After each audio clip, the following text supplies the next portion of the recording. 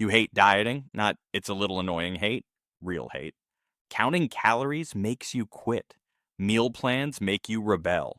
Cutting carbs feels like punishment. And the moment life gets stressful, everything collapses. You've tried to be disciplined. You've tried to want it more. Yeah, you've even blamed yourself. But here's the uncomfortable truth you were never told. Your body isn't failing you. Your environment is, and right now it's winning. Because modern life is a perfect fat storage machine. Always on food, always sitting bodies, constant stress signals telling your brain to conserve energy, cling to fat, and burn as little as possible. You're not lazy, you're adapted, and if you don't flip that adaptation, nothing changes. And this is where the lazy burner method comes in. Not because it's easy, but because it stops fighting biology and starts exploiting it. Let me drop you straight into the crisis. You wake up tired, again. Your stomach feels heavy, bloated, inflamed. Your brain is foggy. Your clothes feel tighter, even though you didn't eat that much. That's not weight gain. That's metabolic shutdown. Your body has quietly decided survival means storing, not burning. And the longer that switch stays on, the harder everything gets.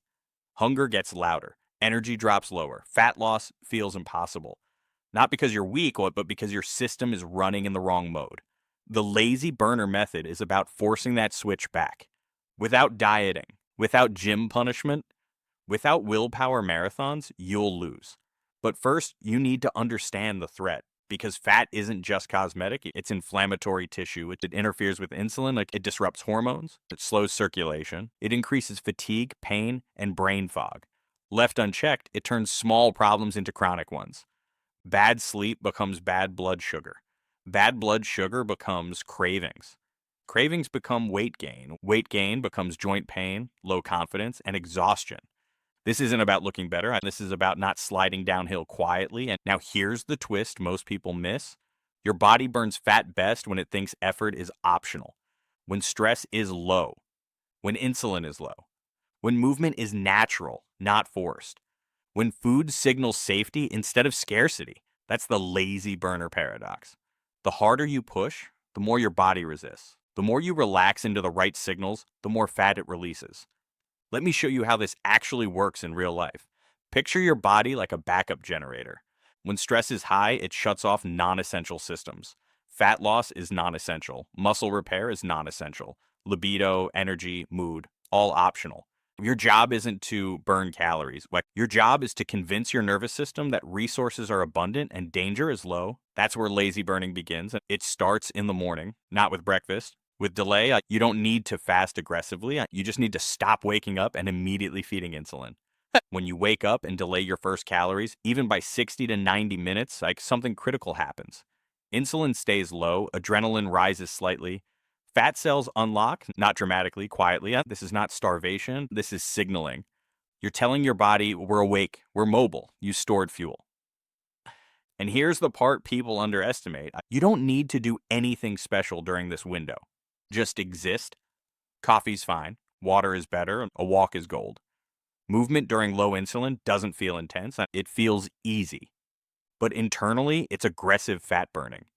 Your body pulls from belly fat first because it's metabolically active and easy to access. That's not motivational nonsense. That's physiology. And now here's the danger if you skip this. If you eat immediately every morning, insulin spikes.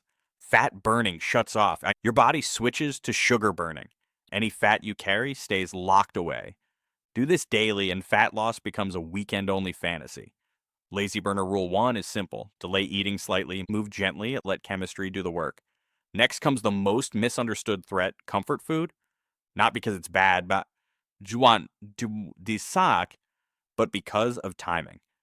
Ultra-palatable food in a stressed state is interpreted as emergency calories. Your body stores it aggressively, especially around the abdomen. That's why you can eat not that much and still gain fat. The lazy burner method doesn't remove comfort foods. It relocates them. You eat them when insulin sensitivity is highest, after movement, later in the day, when your body's relaxed. Same foods, different hormonal response. This is why people lose fat doing almost nothing different, except when. Now let's talk about sitting, because this is where modern life becomes hostile. Sitting for hours isn't neutral. It shuts down muscle glucose uptake, blood pools, fat-burning enzymes go dormant. Your body interprets prolonged stillness as scarcity. Scarcity equals conservation. The lazy burner solution isn't exercise, it's interruption. Every 30 to 60 minutes, you stand, you stretch, you walk for 2 minutes, and that's it. These micro movements reactivate fat burning pathways without triggering stress hormones. You're not working out, you're reminding your body it's alive. Ignore this, and your metabolism stays asleep all day no matter how little you eat. Now, here's where things get darker. Stress. Chronic stress isn't emotional, it's biochemical, deadlines, noise, screens, bad sleeps, or even social pressure. Stress elevates cortisol. Cortisol tells your body to store fat centrally around organs for emergency use. This isn't optional, it's survival programming. The lazy burner method doesn't eliminate stress, it counterbalances it. Breathing slower, sleeping earlier, eating protein first, walking after meals, these aren't wellness tips, they're damage control. Without them, no method works. Now let's address the lie you were sold. That fat loss requires suffering. Pain creates compliance short term, but rebellion long term.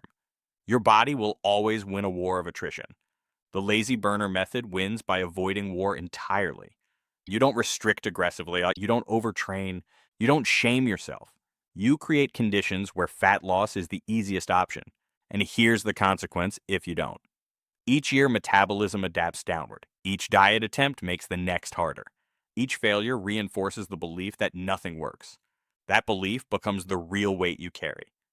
But when you stop fighting, fat loss becomes boring, predictable, quiet. You wake up lighter, your stomach feels flatter, your hunger calms down, your energy stabilizes. Not because you tried harder, because you stopped doing what was breaking the system.